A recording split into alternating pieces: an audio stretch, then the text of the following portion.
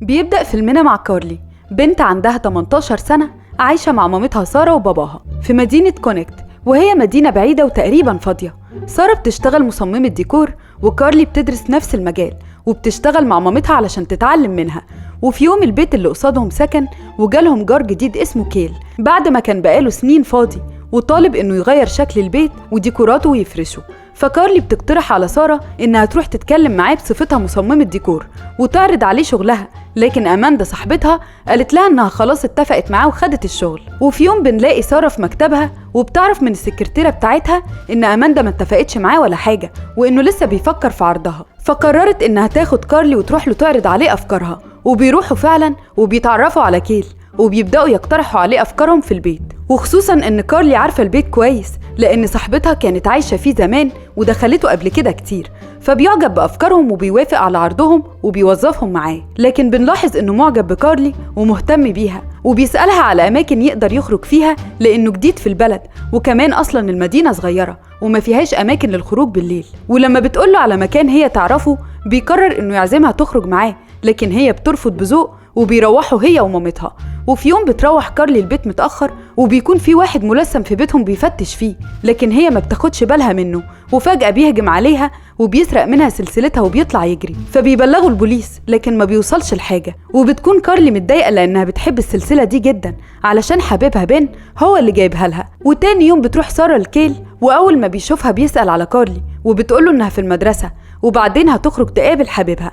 وبيكون في نفس الوقت في حد بيراقب كارلي وماشي وراها. وبالليل بتقابل كارلي بن في بيت صاحبتها وبتحكي له عن كيل، وإنه راجل كبير في سن 50 وحاول يقرب منها ويعرض عليها الخروج بس هي رفضت. فبيتضايق وبيقول لها إن هي السبب وادت له فرصة لده، فبتتخانق معاه وبيسيبوا بعض. وبعدين بتروح كارلي لصاحبتها ميل في النايت كلاب اللي بتشتغل فيه، وبتعرض عليها انها تشتغل معاها علشان تنسى بن وتشوف حياتها. وفي الاول صاحبتها بترفض بس بعد كده بتقتنع، لكن المدير ما بيوافقش. وبعدين فجأة بتقابل كيل في المكان، وصاحبتها بتحاول تقنعها ان شكله وسيم واصغر من سنه ومش هيحصل حاجة لو حاولت تقرب منه، فبتقتنع بكلامها. وبتروح هي وصاحبتها يتعرفوا عليه وعلى صاحبه برنت. وبعدين بتكون مروحة هي وميل، وبتكون زميلتها في الشغل واقفة على الباب، وبتيجي عربية فجأة تخبطها وتجري. وبتعتقد كارلي إنه كان قصدها هي وإن دي مش مجرد صدفة، لكن مامتها بتحاول تهديها وتقنعها إنها صدفة مش أكتر. وتاني يوم بتروح كارلي وسارة لبيت كيل علشان يفرشوه، وبيكون كيل ماشي ورا كارلي في كل حتة ومعجب بكل حاجة بتعملها، وبيعزمها على العشاء تاني بس هي بتتردد لكن ما بترفضش. وبنلاقيها بتحكي لميل وهي بتشجعها وتقول لها تروح ومش هتخسر حاجة. وفجأة بنلاقي معاها في البيت برنت صاحب كيل، وبعدين بتوافق كارلي فعلا وبتخرج معاها على العشاء. وبيحاول كيل يقرب منها وبيكون جايب لها فستان هدية، وبعدين بتروح معاه البيت وبيبدأوا علاقتهم. وتاني يوم بتيجي مامتها علشان يكملوا البيت، بس بتكون مخبية عليها ومش عايزاها تعرف لأنها عارفة إنها هتتضايق منها لو عرفت إنها مرتبطة بيه لأنه كبير في السن. وبيكون بن بيحاول يكلمها طول الوقت علشان يرجعوا بس هي ما بتردش عليه.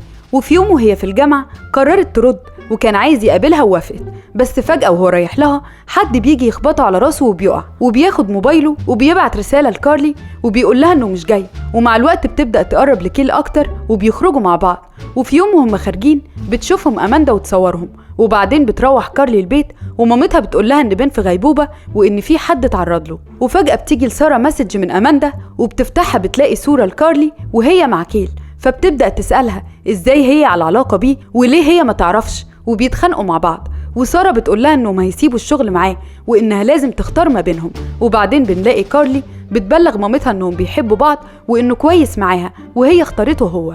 وقررت إنها تسيب البيت وتروح تقعد مع ميل، وكمان تشتغل معاها في النايت كلاب بعد ما المدير وافق، وهو كمان اللي عرض عليها الشغل. وفي يوم بتكون كارلي هي وميل مع كيل وبرنت في البيت، وفجأة بتدخل عليهم واحدة ماسكة مسدس وبتهدد كيل وبرنت بالقتل، وبتقول لبرنت إنه خطف بنتها.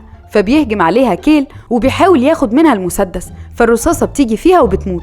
وبتيجي الشرطة والموضوع بيتقفل على إنه دفاع عن النفس، لكن ميل بتكون شاكة فيهم وحاسة إن في حاجة غلط بتحصل، وبتقرر تمشي وما تجيش عندهم تاني. لكن كارلي بترفض تمشي معاها وبتقول لها إنها بتحب كيل ومصدقاه.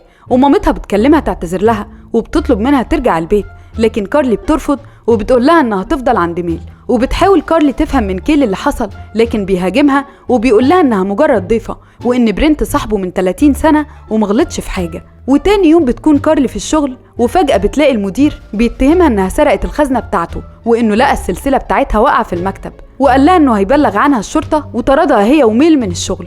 وبتكون ميل في بيتها، وفجأة بيجي برنت وما بتكونش عايزاه يدخل، بس بيدخل غصب عنها وبيهددها، وبتكون خايفة منه جدا. بس فجأة بيجي الدليفري فبيضطر انه يمشي، وبتقعد كارلي عند كيل في البيت وبتكلمها ميل تحذرها وتقول لها اللي حصل، لكن كارلي ما بتديهاش فرصة وبتقفل بسرعة قبل ما تسمعها علشان كيل وصل. وطول الوقت بيكون كيل مشغول وسايبها في البيت لوحدها، فما بتصدق انه يوصل علشان تلاقي حد تتكلم معاه. وكان دايما بيسيطر عليها وبيرفض مكالماتها مع مامتها وباباها، وعارف باسورد موبايلها وبيتحكم في كل حاجة في حياتها، حتى انها في يوم لقيت بن بيتصل بيها وحاولت ترد، لكن كيل خد منها الموبايل بسرعة واتخانق معاها، وكان بيحاول يضربها وكمان طردها من البيت، لكن هي رفضت تمشي وقالت له انها بتحبه وكانت عايزة تطمن على بن بس علشان كان في غيبوبة، لكن هو اوهمها انه بيغير عليها وان هي اللي غلطانة، فبتقبل تصرفاته وبتقعد. وبعدين بيحاول كيل يقنعها طول الوقت ان مامتها بتعاملها على انها طفلة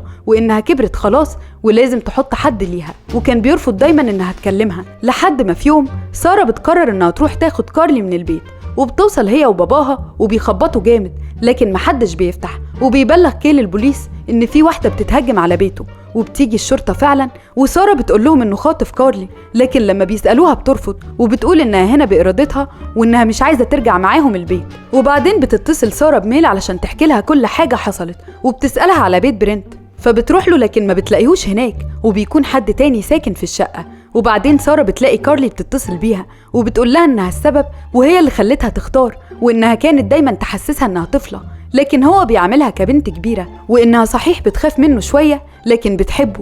ومامتها بتقول لها ان مفيش حد بيحب بني ادم وبيعامله كده ويخوفه، وان شخصيتها اتغيرت تماما بعد ما دخل حياتها، لكن كارلي ما بتقتنعش بكلامها وبتقفل معاها. وفجأة بيهجم على بيت سارة واحد ملثم وبيمسكوه بيعترف لهم ان برنت اللي متفق معاه انه يسرق العقد بتاع كارلي ويراقبها، وانه كمان جاي علشان يسرق باسبور كارلي. وبعدين بيكون كيل مظبط مع كارلي انهم يخرجوا يتفسحوا مع بعض، بس فجأة بتلاقي برنت كمان موجود وبيقول لها كيل ان السواق هيوصلها وبعدين هيروح وراها. وبيكون برنت في نفس الوقت بيبعت لميل من موبايل كارلي انها تقابلها في محطة القطر علشان يسافروا سوا، وبنلاقي برنت بيسرق باسبور ميل كمان.